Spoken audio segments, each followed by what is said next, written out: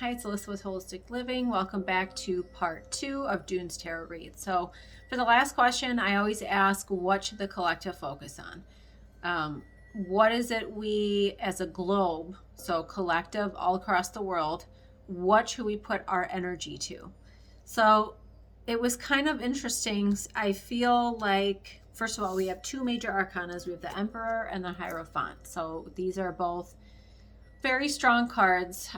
This card kind of represents, it depends on the question you're asking, but this just represents being in Emperor mode, being in that take charge and control energy of yourself and what you can control. So yourself, your house, your children, your work, your mission work, all of that. And because that came in with the Hierophant, I feel like the Hierophant brings in tradition and order.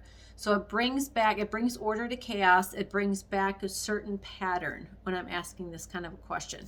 So these two together makes me feel like there's going to be order it's going to come back into our daily lives, because right now it's a little scattered. And I feel like people are very all over the board and stressed when it comes to major areas like finances, things like that. And I feel like something is going to kind of recreate that structure for us. So I think I'm going to keep an eye on this and see if something else comes up with it. But that's the first part of this. The second part, first, I got the Knight of Swords. The Knight of Swords, like I said, in tarot, each card can mean various things depending on the question, what you're asking the surrounding cards. This one can it's like bringing in the good energy to balance out the obstacles. It's taking charge. It's coming at it full force with that light to get rid of anything in the way. So that's part of it. We have to do that independently, but it's also happening on a higher scale. And even if we can't see it. So this card is like, sometimes there are people, but even within those of us who do know, sometimes we have a hard time seeing it. That's why discernment and building your intuition is so important, because your third eye is your ability to see. Your third eye is what gets you through and leads you through. It helps you with discernment. It helps you find the truth. So it's very important that we keep working on that, because I feel like some people aren't going to be able to see it at all. And even when those of us who do and can, there may be times where we don't know, and that's where faith comes in. You have to have faith. So this is the thing. Part of our ascension journey here is taking action. Yes, it's coming from your heart space and the divine feminine and the unconditional love and the intuition. And then the taking action is the masculine and the protector and the security. So yes, we need both of those, but we also need faith in what we don't do or can't see. It's like you have to just know.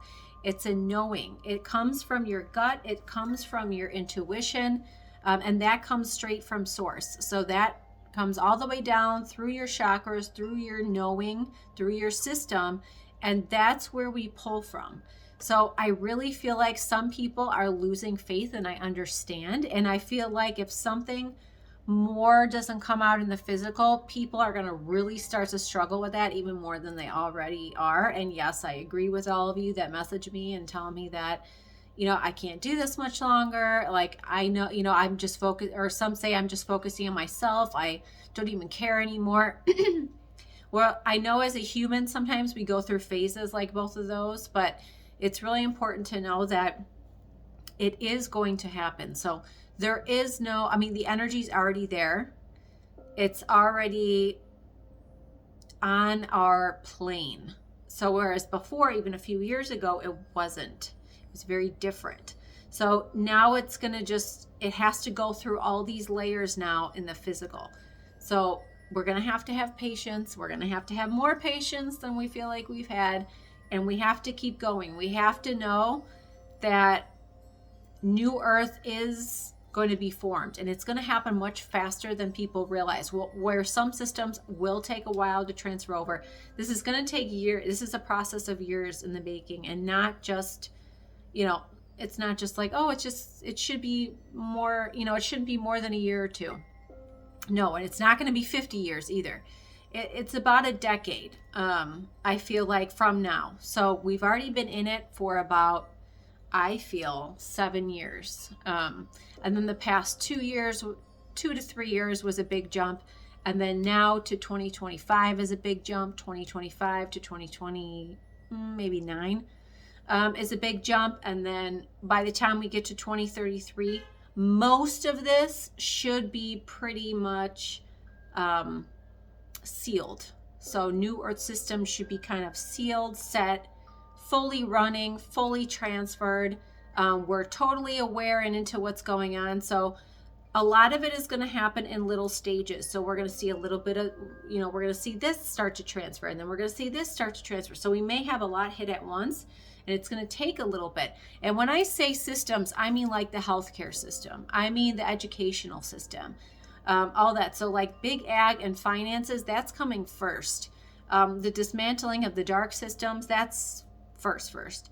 So it kind of comes in little waves, and I feel like the medical system and the educational system are going to take actually the longest to fully regroup, revamp, restructure, because you have to think about the depths of it. So I feel like for June, our energy should be on that. We should keep that in our minds.